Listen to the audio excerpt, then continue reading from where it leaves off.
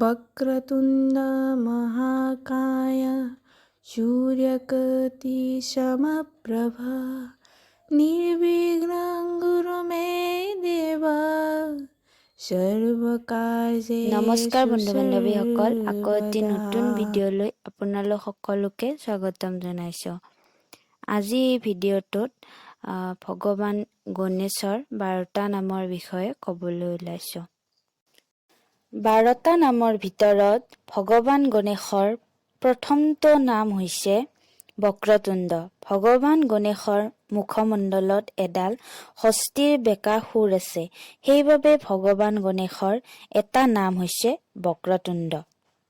দ্বিতীয়তে, ভগৱান গণেশৰ মুখমণ্ডলত এটা দাঁত থকা বাবে তেওঁক একদন্ত বুলিও জনা যায়।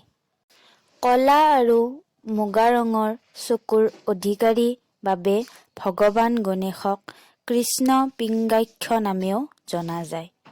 ভগৱান গণেশৰ মুখমণ্ডল হাতীৰ নিচিনা, সেয়েহে তেওঁক গজবক্ৰ বুলিও জনা যায়। ডাঙৰ পেটৰ অধিকাৰী হয় ভগৱান গণেশ, সেইবাবে তেওঁক লম্বোদৰ বুলিও জনা যায়। প্ৰভুৰ শৰীৰ বিশাল আৰু বহল, সেয়েহে তেওঁক বিকট নামেও আখ্যা দিয়া হয়।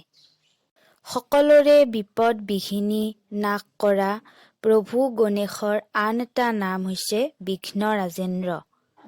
প্ৰভু গণেশৰ কপালত চন্দ্ৰমা সুশোভিত হৈ আছে, সেয়েহে তেওঁৰ আন এটা নাম হৈছে ভালচন্দ্ৰ। ভগৱান গণেশৰ শৰীৰৰ এটা ৰূপ ধোঁৱা বৰণীয়া, সেয়েহে তেওঁক ধূম্ৰ বৰ্ণ ৰূপে জনা যায়। শিৱৰ পুত্ৰ তেওঁ সৰ্বশ্ৰেষ্ঠ ভগৱান, সেয়েহে তেওঁক বিনায়ক নামেও জনা যায়।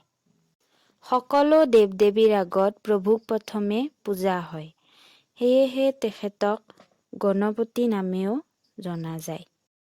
সৰ্বশেষত তেওঁৰ মুখমণ্ডল হস্তীৰ নিচিনা বাবেও তেওঁক আমি গজানন বুলিও জানো। এয়াই আছিল আজিৰ আলোচনা।